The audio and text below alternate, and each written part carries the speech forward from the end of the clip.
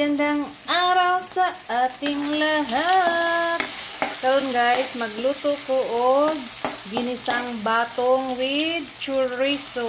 Yes guys, chorizo ang akong gisubak karon.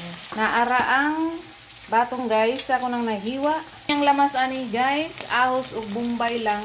And atsal. Balik ra gid na akong pang kuan guys, pang sagol na lamas. Mura gid na silang tulo.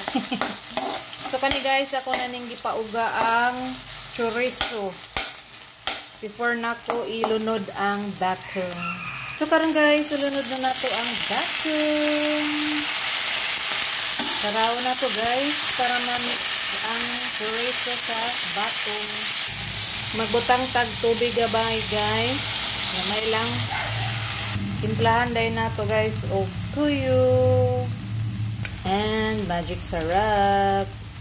Urot na kong tuyo guys. So nakigipalit nga pack akong i-refill diri sa sudlanan para di magkayabo-yabo inig magkuan ko magluto. Sa ahay baya mo agas dres lubot dres pack o iwis mag-agas-agas laing kayo. Mag-aday ta guys og paminta nga powder. Onya ang atsal guys, sapit na malimtan. Nara, atsal. And syempre karaw na po na to guys. Nara guys, ang atong ginisang batong with chorizo. Kamay na lang ang tubig guys. Ako gini siyang pahubson para mas lami siya kaunon. Ayan. Kunti na lang yan guys at matatapos rin ako. Charot. Sa pikas nga side guys, magluto sad ko kani sausage kay request ni Kuya Kian.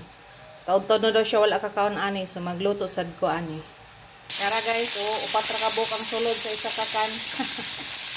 Pagsahan gitaan ni ani. Nga siya guys, dalira ni siya lutoon, pa-brownon lang nimo gamay. Anya hauna na dayon. Ayan, more good kag nagreheat. So, diri sa pikas na side guys, hubas na ang ating ginisang batong. Okay na ni siya guys. Suda gi magkaraw ning sa kakamot oy. So, muna to siya guys. Thanks for watching. Enjoy cooking. Happy eating.